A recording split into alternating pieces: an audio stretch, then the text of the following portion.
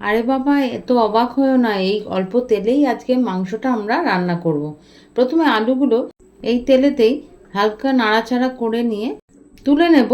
এদিকে একটা পেস্ট বানাবো, তার জন্য দুটো টমেটো নিয়ে নিয়েছি, আর কিছু বাদাম আমি ভিজিয়ে রেখেছিলাম, সেগুলো খোসা ছাড়িয়ে নিয়ে নিচ্ছি, আর একটু অল্প গরম মশলা দিয়ে দিচ্ছি।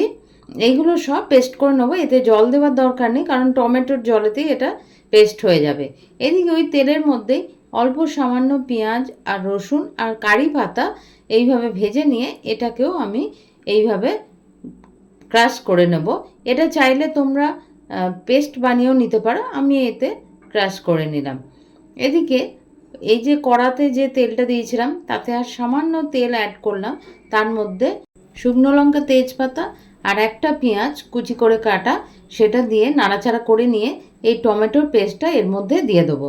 এইবার এর থেকে যখন তেল ছাড়বে তখন এই মাংসটা এর মধ্যে দিয়ে দেবো। আর মাংসে আমি আগে থেকে আদা বাটা, টক দই, হলুদ গুঁড়ো, জিরে গুঁড়ো, ধনে গুঁড়ো আর লঙ্কা গুঁড়ো আর কাশ্মীরি লঙ্কার গুঁড়ো মাখিয়ে রেখে দিয়েছিলাম। এটা আমার ভিডিওতে দেখাতে আমি স্কিপ করে গেছি।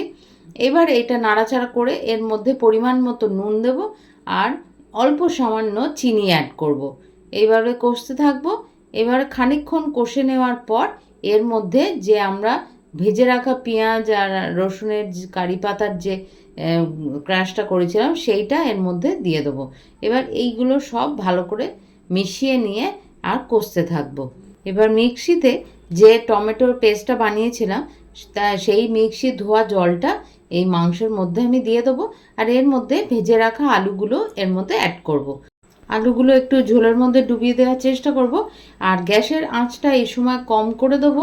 কম করে এটা ঢাকা দিয়ে 10 থেকে 12 মিনিট এটা হতে দেব। তারপরে দেখো কেমন জলটা শুকিয়ে গেছে আর একটু মাখা মাখা মতো হয়ে গেছে।